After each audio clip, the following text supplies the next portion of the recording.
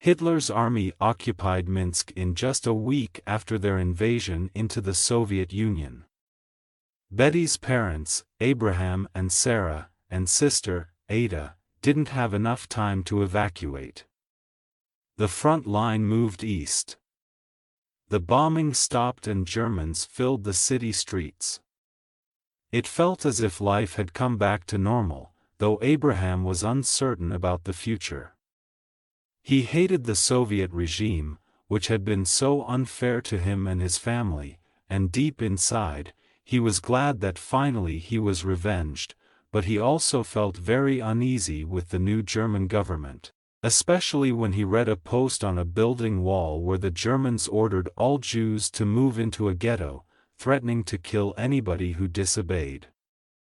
Abraham decided to take a chance, trying to be invisible. "Daddy, I heard that they killed Jews for not moving into the ghetto. I think we'd better move there, until it's not too late," Ada suggested. "Why would they gather all the Jews at the same location?" Abraham asked quietly. "I don't know, Daddy." "Why would they kill us if we don't do this?" he asked. "I don't know, Daddy, but they want us either dead or enslaved, baby. That's why. Being dead or enslaved is the same thing. I know from experience." "But, Daddy." "Ada, I'm not holding you, baby. You are young, and your whole life is in front of you, or I hope so. Also, I can't make a decision for you. If you feel that it's better for you to move to a ghetto, please do so. But I'm better off dead than enslaved again. I'm not moving out. If they find me here and kill me, so be it.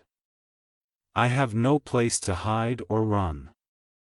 Sarah cried. Ada stayed with her parents. The next-door neighbors knew of Abraham's Jewish origin, and at first, they could care less. Then, they found out that if they revealed the Jews' hiding places, the Germans would grant them all the Jews' possessions, and that was a good reason to report Abraham and Sarah to the Germans. A loud knock on the door startled the family, even though they had foreseen it. "Get in there." Abraham pushed Ada into the hiding place that he prepared in advance. She stepped inside and moved to let her parents to get in also, but Abraham shut the trap door in front of her. "Daddy, what are you doing? We all can fit in here." Ada cried. "Stay calm," he ordered. The knock on the door repeated. "Are you ready?" He looked into his beloved wife's tearing and scared eyes. She nodded as a teardrop rolled down from her eyes. Abraham and Sarah had decided to sacrifice themselves to save their daughter's life.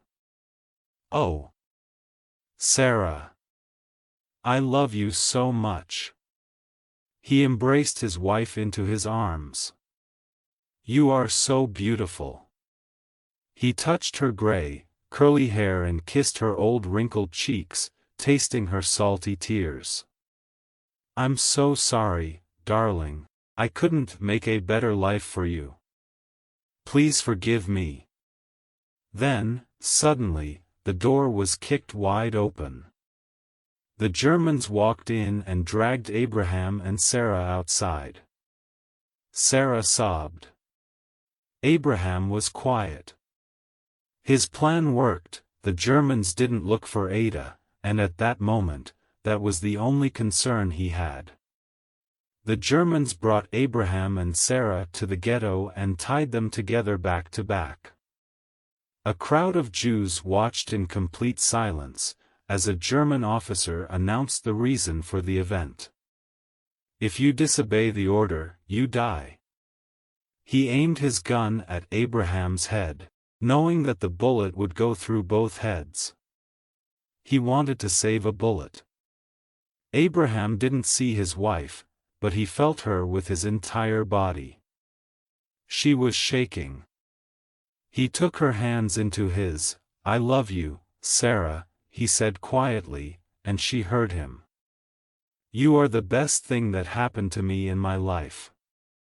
The German pressed the hammer of the gun, and to his satisfaction, a bullet went through both heads, the husband and the wife, but the death didn't do them apart. They fell down, holding each other's hands. Ada stayed in hiding, watching her neighbors vandalizing her things and getting their trophies, a sewing machine and a new drawer cabinet. At night time, she came out and went outside. It was past curfew time. Ada secretly ran from one house to another, hiding from the German patrols in the shadows of trees and houses. The city was big, so it took her the entire night to escape. When the first rays of light touched the earth, she finally found herself outside the city. A wide road went through a field. Ada had no idea where this road went, but she was glad that she could walk there and that nobody was around. She thought about her father's decision, regretting his refusal to move to the ghetto. If only we had moved to the ghetto, they would be alive. She cried. A sound of moving trucks startled her, and she ran away from the road to hide in the tall grass. A couple of German trucks went by. Ada was afraid to go back on the road and continued her way through the field. Then, shots, dogs barking, people screaming, and Germans yelling made her stop. Ada panicked, not knowing where to hide. She rushed around and found herself in a ravine. "It's a good hiding place," she thought, and walked away from the sound, or so she thought. Then, suddenly, shots, barking, screaming, and yelling came from above, and it was louder than before. That was not a place to hide. Shockingly, Ada found herself standing in front of a pile of dead, naked people. She froze in terror, forgetting to keep her head down and hide. She got sick to her stomach and bent down to throw up just in time. Machine gun fire burst above her head and naked bodies fell down, knocking her to the ground and covering her with blood. A little baby's hand, still warm and sweet, landed on Ada's face. She glanced at the baby's face and gasped in horror. She knew the baby, the little daughter of her neighbor, Sonia. She had recently moved from Leningrad to her parents in Minsk because her husband was drafted to the mandatory army a few months prior to the war. Sonia was also lying next to Ada, spreading her arms and legs wide apart to reveal her secret places. Suddenly, Ada realized that the Germans could easily notice her because she was dressed. There was only one place to hide, underneath the dead bodies. She pulled Sonia by the hand and turned her over, covering herself with Sonia's still warm body. Ada lay on her back, afraid to move.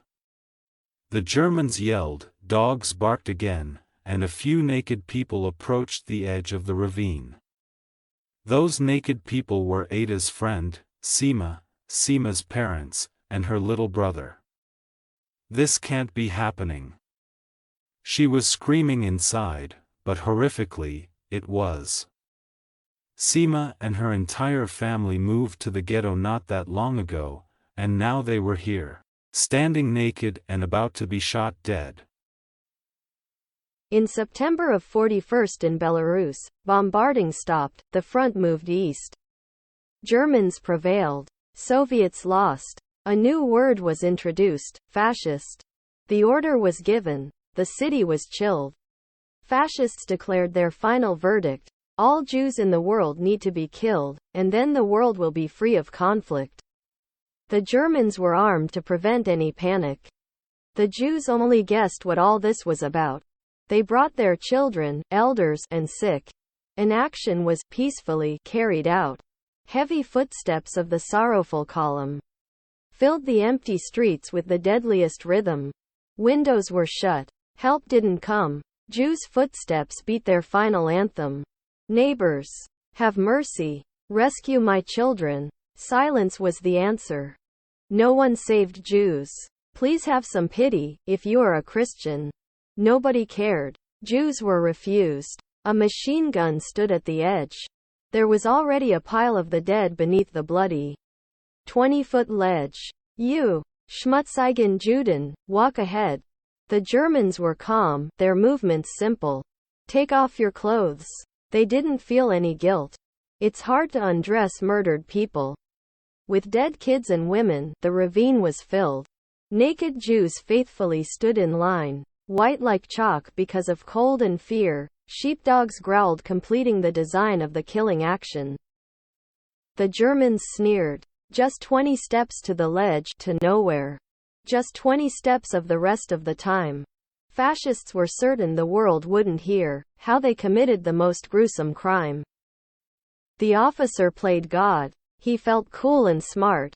Confident, handsome redhead, searched through the line of naked for a sweetheart. You, Jew girl, step ahead. She made a step forward, holding her chin up, as wind played with the curls in her hair. She glanced at her father. She nodded, let up. A proud smile without fear. I'll kill you tomorrow with the rest of the Jews. Tonight you will sleep in my bed. So, thank your great God, because I chose only a few. All others simply die instead. Her brown eyes met his blue eyes without any fear. She glanced at the ravine from the bottom up. Her beauty was worthy of the rhyme of Shakespeare. And suddenly her hand flew up. She grabbed a handful of his hair, pulling back his head. She sank her strong white teeth into his throat, arching and leaning her beautiful, firm, youthful breast against a swastika on his gray coat. The soldiers were shocked and still they stood. The officer struggled for a bit of breath. The soldiers were armed but afraid to shoot, while the girl choked him to death. She turned into a demon from a sweetheart. She held him firm and tight as the soldiers tried to pull them apart. She wouldn't let him see the sunlight. Into the grave filled with dead Jews they both rolled down. Without fright she pulled with her the entire crew. She didn't let him loose. Her teeth locked tight. A shot sent a bullet into her forehead, but her teeth still locked on him tight. He was a confident, handsome redhead. And now, he simply died. For several days in revenge, they killed. There was no chance to survive. With dead Jewish bodies, the ravine was filled. Of thousands, just one stayed alive. He brought us a story about the crime that was committed without shame. And that we honor the girl through time. Seema Steiner was her name. Ada lay in the ravine, pretending to be dead, witnessing the Germans murdering Jews all day long in revenge for Seema's kill. At the end of the day, she was buried completely underneath dead bodies, unable to see daylight anymore. At night, when the sounds died down, she got out of the ravine and ran away into the field. She walked the entire night, having no sense of direction. Tiredness made her stop, and she fell into a deep sleep at sunrise. Laughter startled Ada. She wanted to get up, but wasn't able to because somebody grabbed her, covering her mouth. "It's a tasty pussy," a Belarusian man said. "Yes, indeed," another replied. "Oh, look. She's a Jew. We have to report her. They'll waste her anyway. So, why don't we have some fun first? Look at these two boobs." They dragged Ada to a wooden shed, pushed her inside, and her agony begun. They ripped her clothes and stuffed her underwear into her mouth so she wouldn't make too much noise. They raped and beat her one after another, and then again and again. They finally got tired. Ada lied on the ground naked, covered with bruises and blood. She felt humiliated and was in a lot of pain. She just wanted to die and waited for her fate. When do we report her to the Germans? One of them asked. There is no rush. Let's come back here later to have more of her. We can bring her to the Germans any time. Also, we don't have to report her at all. To them, she is just as good dead or alive. That's true. Also, except pussy, what else we can get from her, they laughed.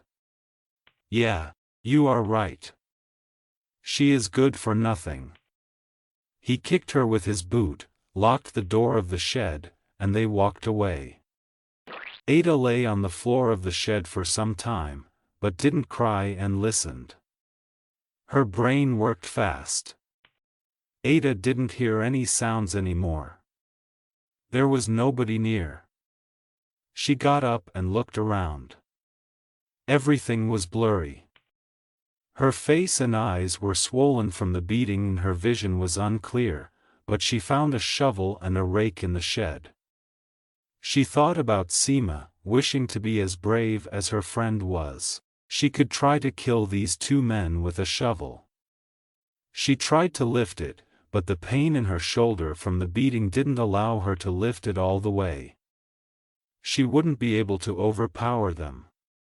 The wooden planks of the shed were nailed to each other. Ada inspected the joints and found a loose plank. She made her way out of the shed with the shovel and ran away to the forest. In August 1943, the Soviet army liberated Kharkov and the evacuees headed back home. A train moved west at an exasperatingly slow pace.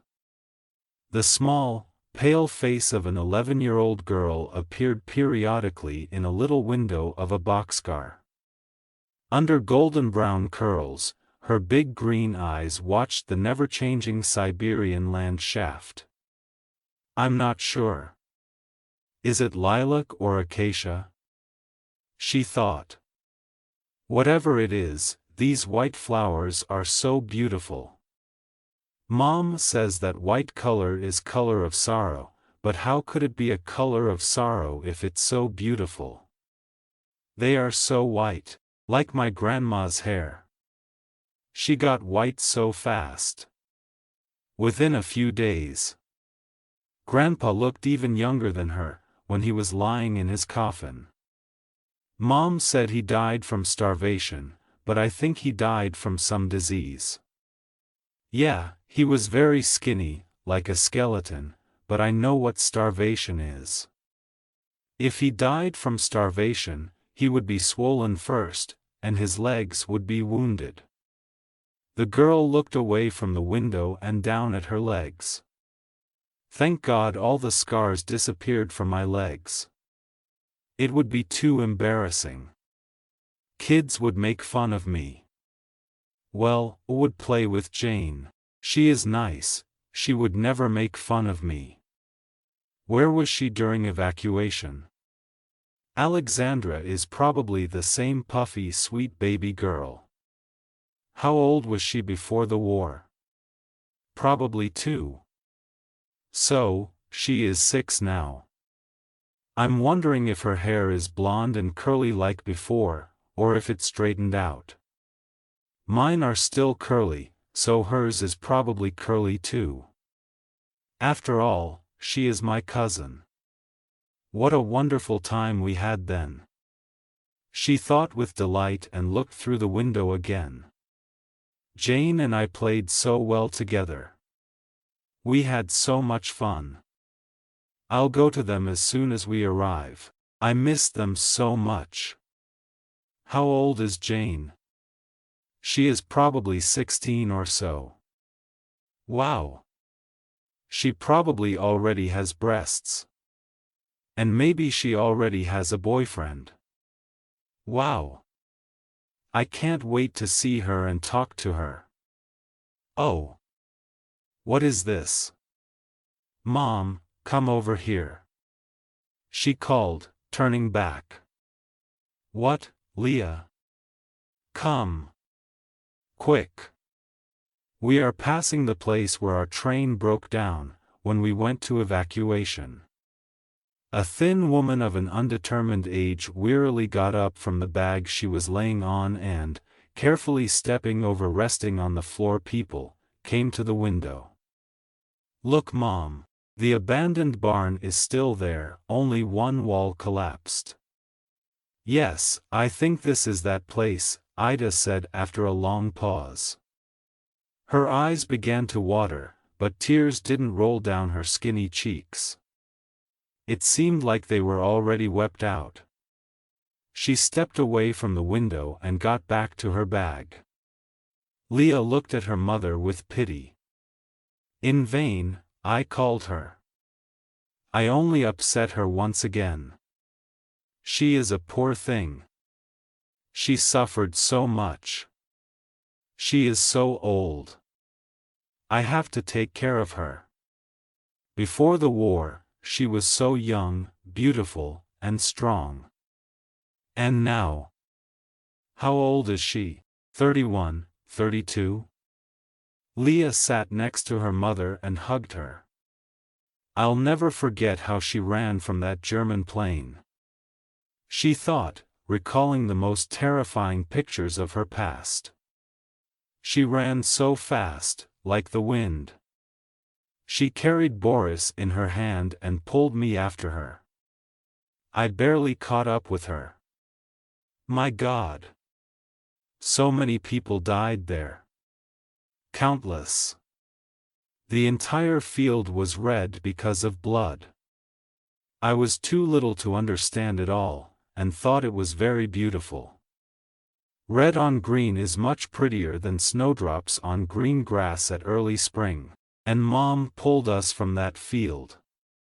And then, when the train broke down and stood on the track for 3 months, so many people died because of starvation.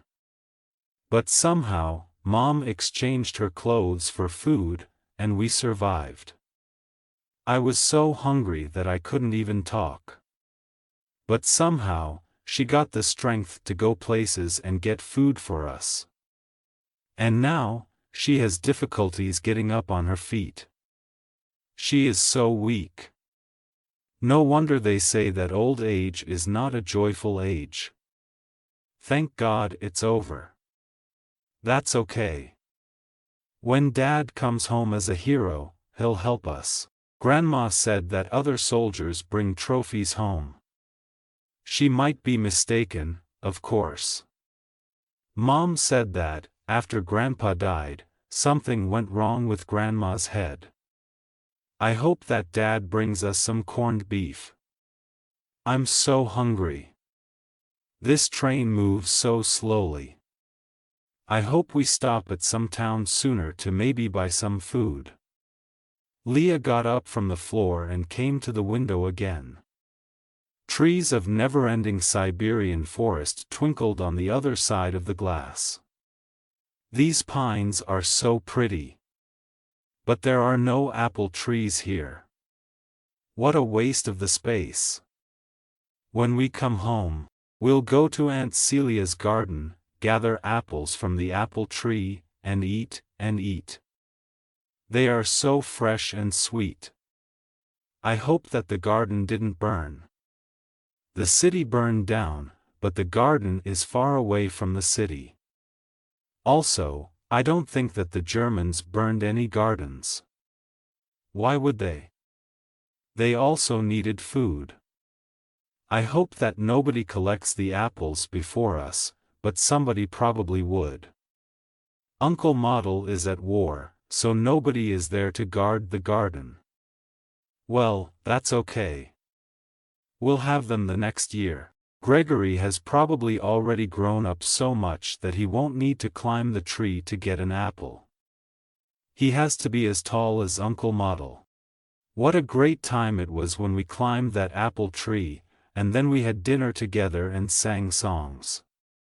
It's so unfortunate that Uncle Leo, Uncle Jacob, and Uncle Isa were killed at war. They sang so beautifully all together, with Grandpa and Dad.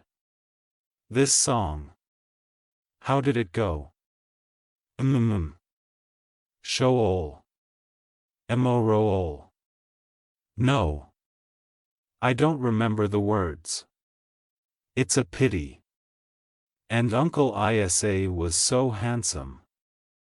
And now there's almost nobody left to sing with, only Dad, Uncle Model, Mayor. Gregory has grown up, so he could sing with us too. Well, that's okay. The most important thing is that Dad brings us some corned beef. Maybe he'll bring some bread and sugar too. What if he brings chocolate, or maybe just candies, or just sugar for a cup of tea? That would be great, like during the holidays. The train lazily moved west.